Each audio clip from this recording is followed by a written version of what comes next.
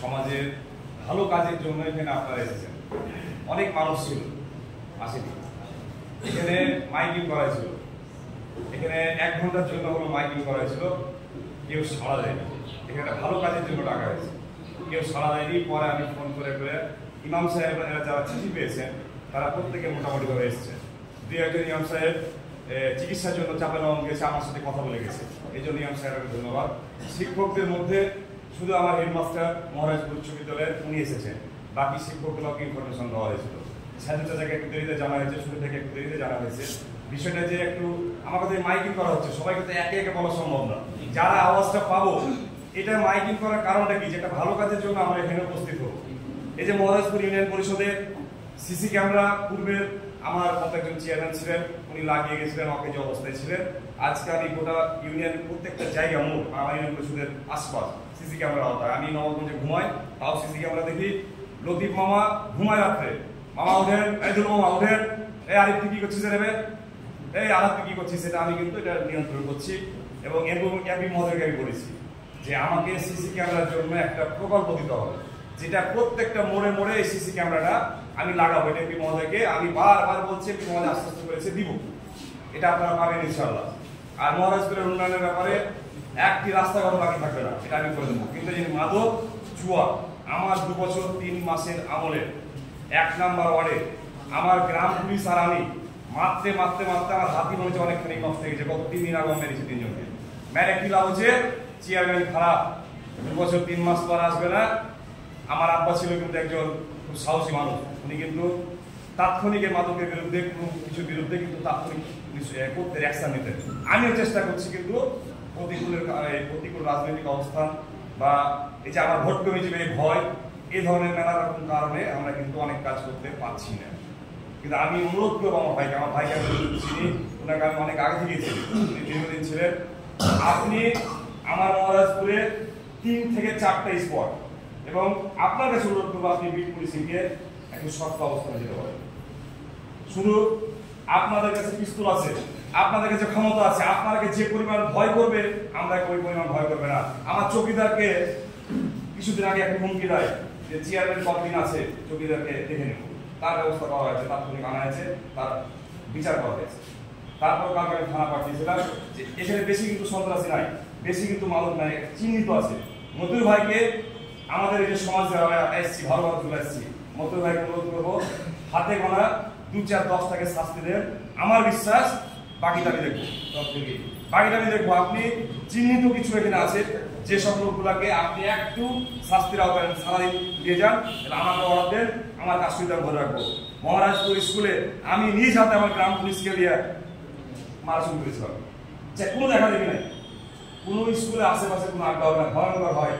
আমি ফোন করছি একটা চেয়ারম্যান, এখানে লোক আসছে 100, আর ওদের ফোনে হয় কি র্যাকেট, যে ওদের ফোনে। এটা আমি জেলা মিটিংও লজ্জা পেয়েছি, বাস্তবতা করছি যে মহারাজপুর ইউনিয়নে একটা বদনাম হবে। এখানে এমপি মহোদয়ের বাড়ি, আরেকজন এমপি ছিলেন, তারও প্রতিবেশী। এমপি মহোদয়ের বাড়ির এখানে এই ঘটনাটা হচ্ছে, চেয়ারম্যান এসে বলছে থানা মিটিংয়ে, জেলা মিটিং, আমি একটু লজ্জা পাই। একবার বলেছিলাম আমি, তারপর লজ্জা পাই। নিজে চেষ্টা করছি।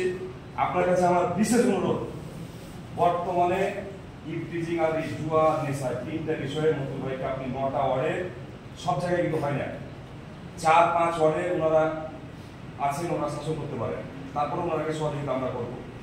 আর বেশি হচ্ছে এটা মহারাজপুর স্কুল মাঠ, যেটা আমার বাড়ি, আমার লজ্জা, আমার ঘৃণা। আপনারা আমাকে ঘৃণা করবেন যে চেয়ারম্যান কি করছে।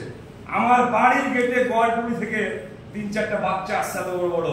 আমি ঈদের 2 দিন পরে, আমি তো বাড়িতে কম থাকি, এটা আপনারা সবাই জানেন, তারা কি টিচিং করছে। তো তারা থেকে আমি দূরে দূরে এসে দেখছি যে এতটুকু ছোড়া মেয়ে পড়ে সারা কলেজে, আর ছোড়াকে বয়স হচ্ছে 8-9 পড়ে, কলেজের মেয়েকে ডিস্টার্ব করছে। আমরা তো প্রেম করেছি, আমরাও তো কাউকে ডিস্টার্ব করেছি, এত নোংরা ছিলাম না আমরা, যে বর্তমানে শুরু হয়েছে। ভাই আপনার বদুর ভাই, আপনার কাছে আমার বিশেষ অনুরোধ, সমাজের মাধ্যমে আপনি আমার ছেলে, আমি রিকোয়েস্ট করবো না, আমাদের র্যাব থেকে র্যাব ভাই কেউ আমাকে ফোন দেয়, চেয়ারম্যান সাহেব কোন দিন রাত্রে আমি রেপ করবো, আপনার কোনো রিকোয়েস্ট চলবে না। আমার সেকেন্ড কমান্ড, কোনো কারণে সিগারেট খায়, গাঁজা খায়, চাই খায়, লজ্জার কিছু নাই, উনি ধরা পড়ে, আমি ফোন দিই ওনাকে, নিয়ে যে র্যাব মাদক ছেড়ে দিয়েছে, তো যাই করেছে। আমি কোনো রিকোয়েস্ট করবো না, আমার মোবাইল আমি রিসিভ করবো না যে বড় ভাই একটু ছেড়ে দেন, আপনি আমাকে একটু সহযোগিতা করেন, আমি পারবো। কারণ আমার মেম্বাররা বেশ কিছু ইয়ং আছে, আমার গ্রাম পুলিশের সাহস অনেক। আর যদি আমি অর্ডার করি যে ভাই যেটা কর, বা মন্ত্রী ভাই যদি বলে যে চলো আমরা একটু টহল দিই, 3টে স্কুল, একটা হচ্ছে কারবালা স্কুল অ্যান্ড কলেজ, একটা মহারাজপুর হাই স্কুল 1 নম্বরে, আপনি তো একবার নোট করেন, মহারাজপুর হাই স্কুল 1 নম্বরে, কারবালা বিশ্ববিদ্যালয় অ্যান্ড কলেজ, আর টোলপাড়া মহিলা স্কুল, যেটা মহিলা গার্লস স্কুল।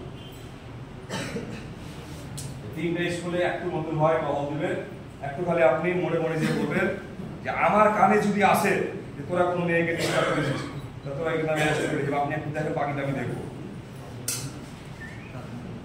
জি, টোলপাড়া।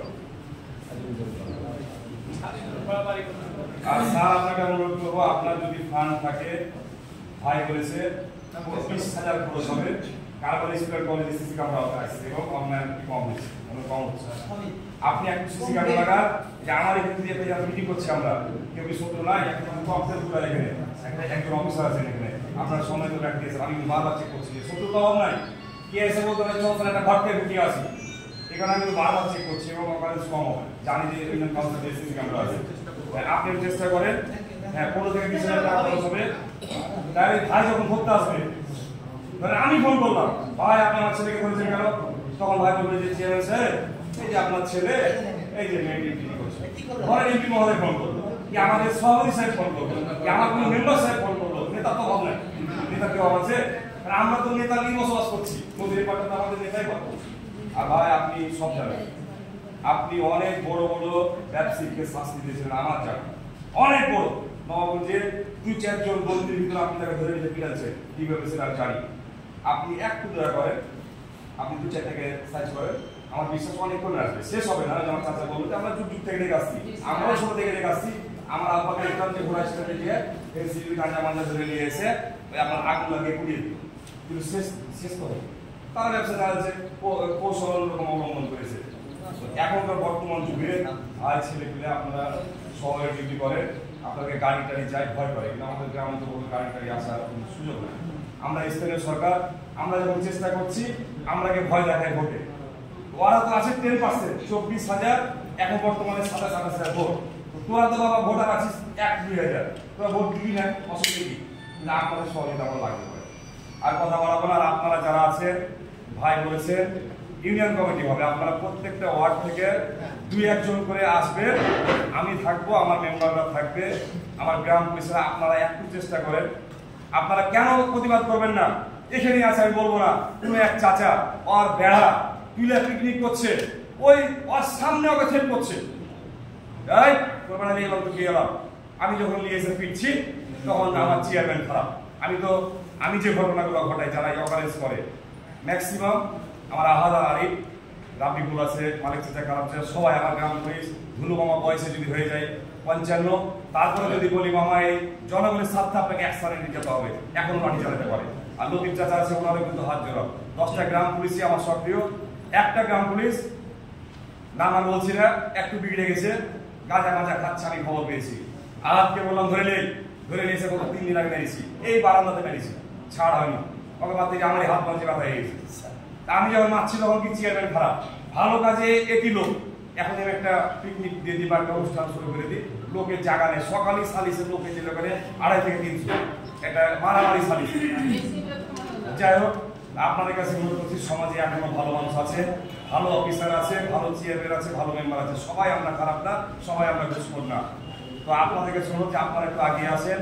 আর ইমাম সাহেবদের কাছে অনুরোধ থাকবে যে আপনাদের ভূমিকা অনেক, কারণ আপনারা আমরাকে মসজিদে খুতবার মাধ্যমে একটা সচেতন করি, যারা গার্জেন আছে, এই গার্জেন গুলা আমি যখন গ্রাম পুলিশদের ধরতে পাঠাই, তখন গার্জেনরা বলে চেয়ারম্যান আমাকে বলতে পারবো না, আমার ছেলেকে ধরে নিয়ে দিল। সেই সব গার্জেন গুলাকে আমরা খুতবার মাধ্যমে একযোগে মহারাজপুরে একদিন বলবো যে আপনারা আপনাদের সন্তানকে এই সব কাজ থেকে বলেন। আমি খুতবার শুনি, আমার গোরস্থানে মসজিদে নামাজ পড়ি, আমার জুমা মসজিদে নামাজ পড়ি, বলেন, কিন্তু একটু আরেকটু দয়া করে সচেতন হতে হবে। একা কারো দোষ দেওয়া যাবে না যে উনি তদন্ত ওসি, উনি সব করবে, এসআই উনি সব করবে, আমি চেয়ারম্যান সব করবো, এটা সম্ভব না। এই যে 3 নাম্বার ওয়ার্ডে ওনারা আমার মানে সাকসেসফুল ওনারা আবার একটু ঢিল হয়েছে, কমিটিটা একটু ঢিল হয়েছে, আবার ওই চৌধুরী বাগানে জুয়া এবং নেশা আবার ভরপুর হয়ে গেছে। ওনারা যে চেষ্টা করেছিল, প্রশাসন ওনাকে সহযোগিতা করেছে, ইলেকট্রিক মিডিয়া ওনাকে সাহায্য করেছে, আমার ইউনিয়ন পরিষদ থেকে আমরা মেম্বার চেয়ারম্যান চৌকিদার সবাই তাদেরকে সাহায্য করেছি, অনেকখানি কমে এসেছিল। আপনারা আমাকে সহায়তা করেন, এই বলে শেষ করলাম। আমাদের সময় যাচ্ছে, আমার ভুলভ্রান্তি আপনারা ক্ষমার দৃষ্টিতে দেখবেন। দোষ নয়, আমাদের সাথে কাজ মিলিয়ে আমার হাজার দোষ দিয়ে আমাকে ক্ষমতা থেকে নামাতে পারবে? উনার চাকরি খেতে পারবে? উনার যতদিন চাকরি, উনি রিটায়ার করবে, চাকরি শেষ হবে। আমার 5 বছর আগে আমাকে মহান সৃষ্টিকর্তা ছাড়া কেউ নামাতে পারবে না। আমাদের ভুলগুলা ধরান, ভালো কাজ আমাদের সাথে করেন। এই বলে আমি শেষ করছি। আসসালামু আলাইকুম, জয় বাংলা।